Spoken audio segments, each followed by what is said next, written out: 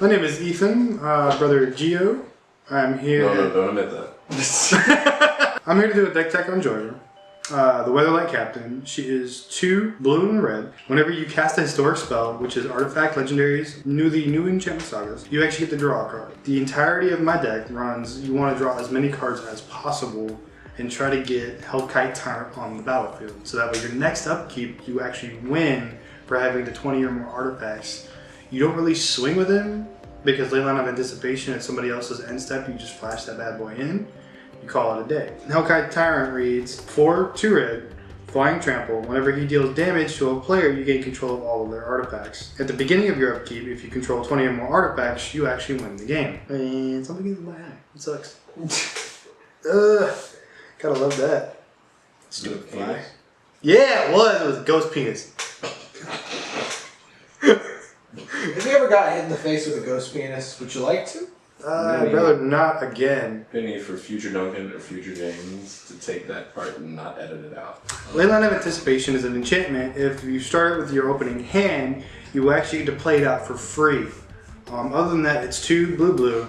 You may cast non-land cards as though they had flash, which helps get Hellkite Tyrant out a little bit faster. Now, in order to make our artifacts a little bit better, I put in as many colorless or artifact reducing cards as I could. The Immortal Sun, I don't actually have a physical copy of, sad face, I know. Players can't activate Planeswalker abilities. I don't run any Planeswalkers in this deck just because of the Immortal Sun having a chance to be played at any time. At the beginning of my upkeep, I draw an additional card. Colorless spells I cast cost 1 less. Same thing with Boundary Inspector. Artifact spells I cast cost 1 less. The Herald of Kozilek. Ethereum Sculptor also does the same thing as the other 4. The big idea is to use Paradox Engine and put out as many of these accursed mana rocks as quickly as possible. The point of it is to get to Hellkite Tyrant. Every artifact costs 5 less, so I'm playing some of these for free, or if not, just 1. So what's the right answer if I play a Merciless Eviction? I'm going to Jukaholips, put him in the graveyard, and then play Days Undoing, in that order. Okay, so what is the answer? So please don't. Yeah, pretty much. Please don't Merciless Eviction. The mainstays of the deck, everything that I want to pop up whenever I start playing. I always want Artificer's Assistant, flying. Whenever I cast a historic spell, I get to scry. When Jhoira's on the board, if I cast one of my mana rocks for free, I get to scry. If it doesn't happen to be another artifact or another historic spell, I'm going to throw it at the bottom. One of my favorites is a combo piece, and it is a 3-part combo piece. Argent the Shifting Flame with Locust God and Psychosis Crawl on the field. Argent the Shifting Flame, whenever I cast a spell, I immediately Teferi Spell Box, for the most part. With Locust God, whenever I draw a card, I immediately create a 1/1 flying red-blue insect creature token with haste. Psychosis Crawler, every time I draw a card, each opponent loses 1 life. So if I'm drawing 7-8 cards just off of my first turn, I create 8 1/1 tokens, and then everybody loses 8 life.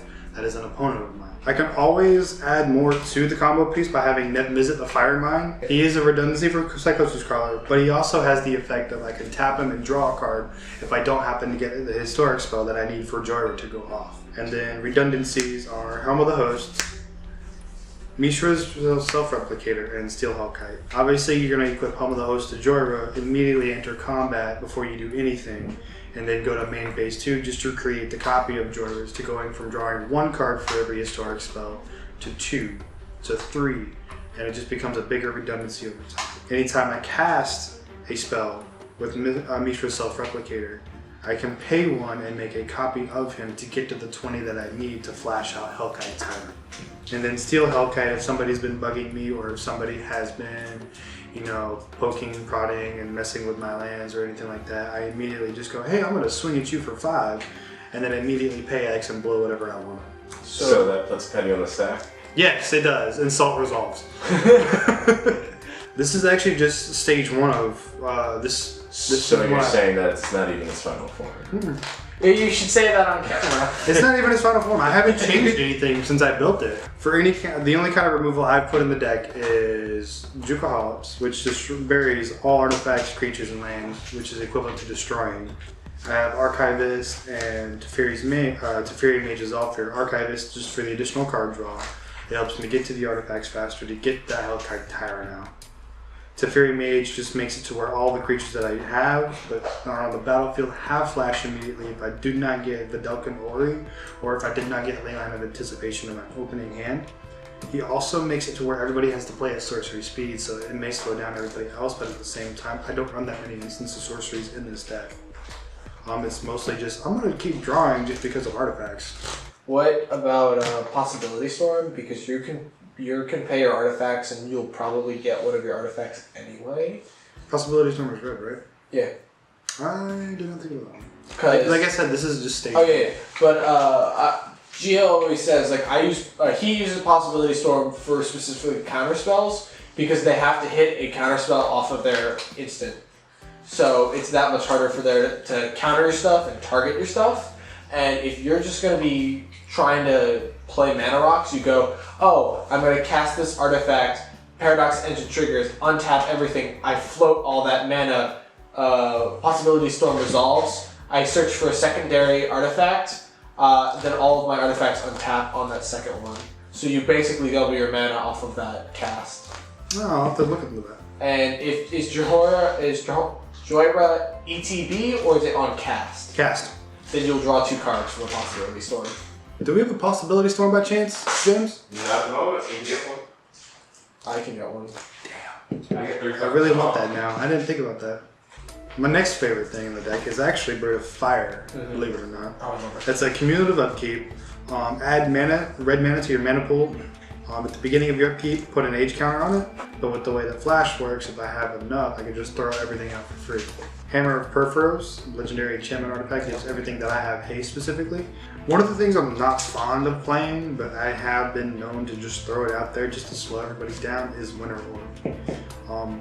Lets me draw a card, obviously, off of the Historic, but at the same time, only one land untaps during every untap step. That includes me as well. So even though it slows me down, I have plenty of artifacts and mana rocks specifically to counteract this.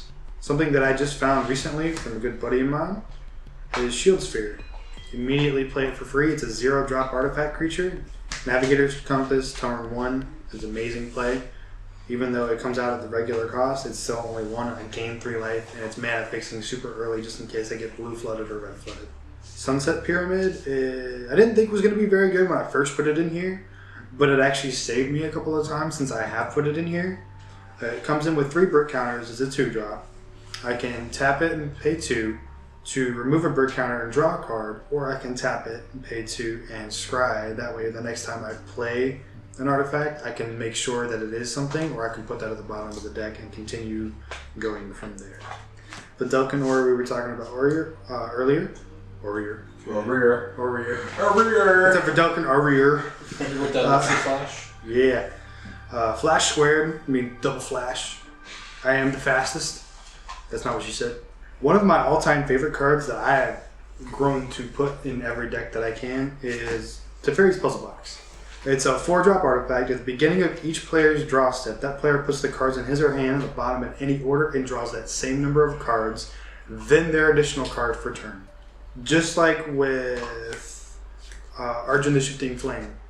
Combo this with either Psychosis Crawler or Locust God specifically, and I'm creating creatures as well as making everybody take damage all for free. Not only that, because of the way that the card works, it's every player, so blue players don't have a chance to instantly be like, hey, I'm going to counter you, or I'm going to Psychic, because they can no longer plan that. Not only that, it forces people who top deck, they can't really top deck anymore because they're going to lose it the next turn if they don't have enough mana to play it immediately. And the last big piece to this is Blinkmoth Hearn. I recently came across this. An actual friend of mine, Hannah, was actually playing this in her deck and didn't really have any need for it.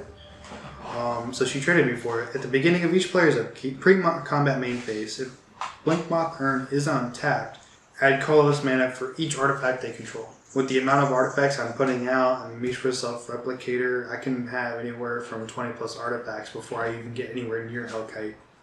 That's the main essence of my deck, is to just draw as much and using Paradox Engine, put out as much as quickly as possible and hopefully come across Hellkite. Balefire Dragon is just a lot of fun to have. A free spellbook is always nice.